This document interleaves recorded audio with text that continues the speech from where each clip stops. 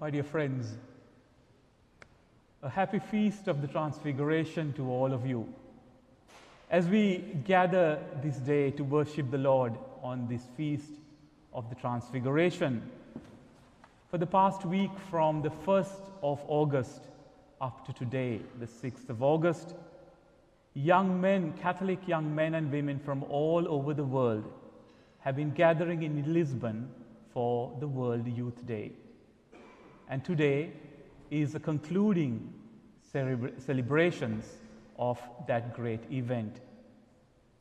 On this feast of the Transfiguration, we celebrate the Lord manifesting himself not just in his humanity, but also his divinity for his disciples to see. I have been closely following the progress of what has been happening in World Youth Day. And one of the things that really struck me and struck most of those who have come there is, as we say, we live in a very secular world, especially this Western world, where faith and belief in itself is fast disappearing. But it was nice to see thousands, I mean literally thousands of young men and women going daily for confessions. Thousands of young men and women gathering together to adore the Lord in the Blessed Sacrament. And thousands of young men and women coming together to sing, to share, and to praise God. Therefore, one of the things that I think as we celebrate this feast, we have to remember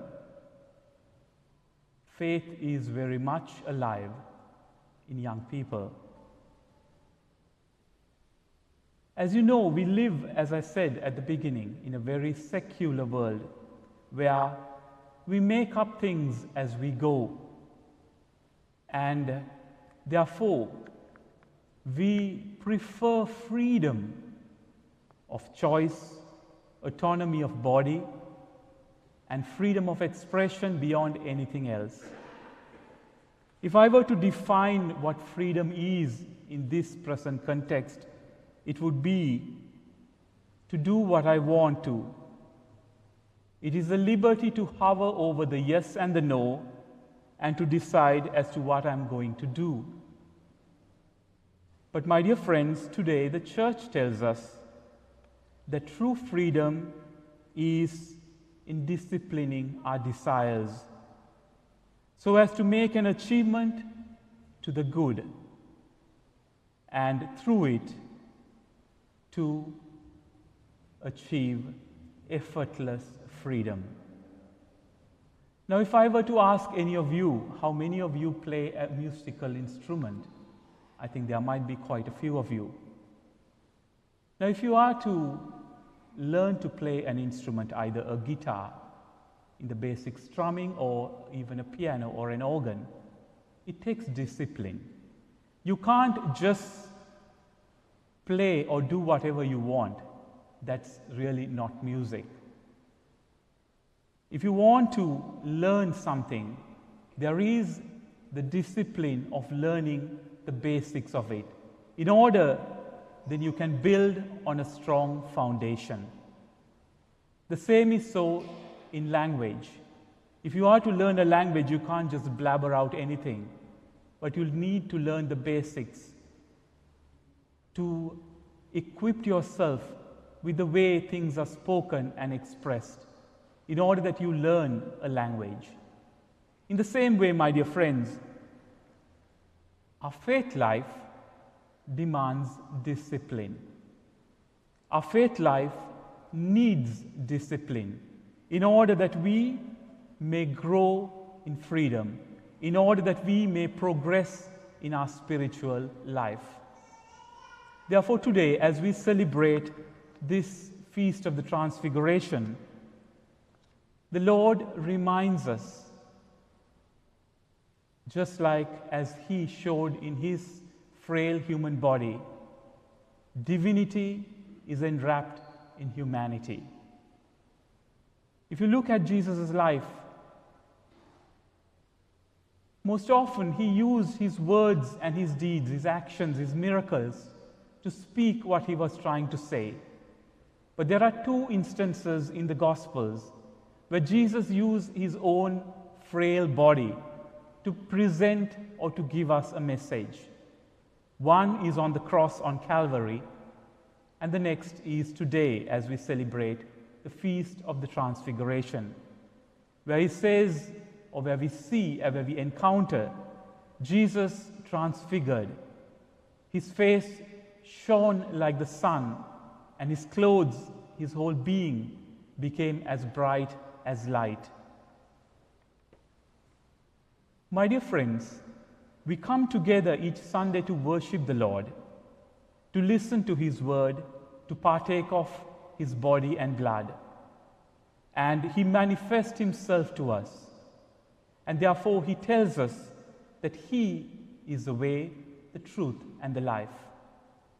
Therefore, as we celebrate this feast of the Transfiguration, he tells us that it is only in him, as he manifests himself as a true prefigurement of God, that we ourselves are called to worship, to know, and to journey with him.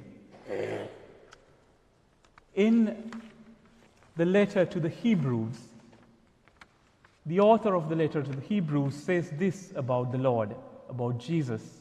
He says, "Long ago, God spoke to our ancestors in many and various ways.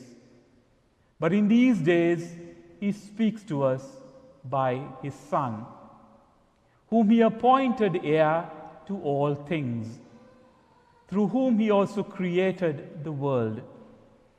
He is a reflection of God's glory and the exact imprint of God's very being." My dear friends, even though we know that Jesus is Lord, one of the things that I find quite amusing is, as most of our young people enter college, it is there that they give up their faith. It is there that they stop believing because, once again, the things of this world that presents themselves to them. We see, or I would like to call this as the Genesis attack. Now, why do I say this? The reason is, if you notice at the beginning of creation, when God had Adam and Eve in the garden, and he told them explicitly not to eat of the fruit. But just imagine when the devil or the Satan, the tempter, comes to them. What he tells is, did God really tell you not to eat of this fruit? Did God really tell you not to do this? And therefore he puts the seed of doubt in man. And from that day onwards, throughout the centuries, throughout the ages, the battle line was won, and a battle between God and the very soul of man began because of this seed of doubt. My dear friends, we live, as I said, in an increasingly secular world where we are presented with so many theories. Even if you go to a school, children would question about the Big Bang and so many other things, about the need to believe in God. I would like to share with you one particular thing that I listened recently on a podcast. It was a debate between an atheist and a Christian. And he said, he was going on to say, why do we need God to tell us that we need to be good? Because innately, man is good. And then this Christian goes on to say, how can that be? Because atheists themselves use Christian concepts, Christian language, when they talk about goodness. And this goodness is found only in God. Because it is only in Him, in His image, that we are called to be respectful, loving, and self-sacrificing to each other. But sadly, the world that we live in is rather what you might call upside down. If there are any builders or tradies around here, if I would like to ask you, how do you build a house? Normally a house is built from its foundations up. But we live in a world where it says you could build a house from the roof down, which is not possible. Because if you don't have the foundations of Christian values, how can society progress? How can society be kind, be compassionate, be forgiving without Christian values? Therefore, my dear friends, as we celebrate this feast, we are presented with the voice of the Father as he says, "This is my Son, the beloved, whom I am well pleased with. Listen to him." As we gather this day, as we worship the Lord, as we sing and we offer our prayers and intentions, let us remember that the Lord himself comes to us to show us the way, to strengthen our foundations, so that human society, so that our life may progress and prosper. Let us therefore, as we continue in today's Eucharist, pray that the Lord will give us the grace to strengthen our spiritual life, to know that he himself is the one who gives us meaning and purpose in our life. And finally, I would like to leave you with these 3 points. 3 points that will help you on your spiritual life. First of all is find your center. What does that mean? Know that you are created in God's image and God resides in you in all his power and majesty to help you to get through your difficult times. Secondly, know that you are a sinner, that you and I are all broken people, need of healing, of forgiveness, of peace in our lives. And finally, know that our life is not about ourselves.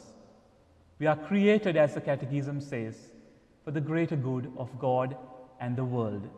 Therefore, my dear friends, as we celebrate this feast of the Transfiguration, let us ask the Lord to illumine our hearts, to illumine our lives, that we may understand that he is our transfigured God, that he is Lord, Christ, who is the same yesterday, today, and forever.